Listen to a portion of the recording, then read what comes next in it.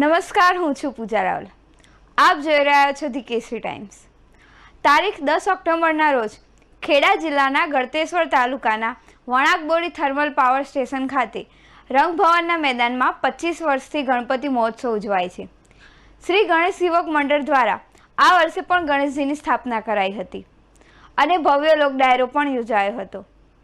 આ ડાયરામાં મુખ્ય મહેમાન તરીકે પંચમહાલ લોકસભા સાંસદ રાજપાલસિંહ જાદવ, ઠાસરા વિધાનસભાના ધારાસભ્ય યોગેન્દ્રસિંહ પરમાર, હરિપ્રિયા ગૌતમ, રિમ્પલભાઈ પટેલ, થર્મલ પાવર સ્ટેશનના મુખ્ય ઇજનેર HR મર્ચન્ટ સાહેબ, તમામ અધિકારીઓ, કર્મચારી મિત્રો, કોલોનીવાસી અને આજુબાજુના ગ્રામ્ય વિસ્તારની જાહેર જનતા પણ ઉપસ્થિત રહ્યા હતા.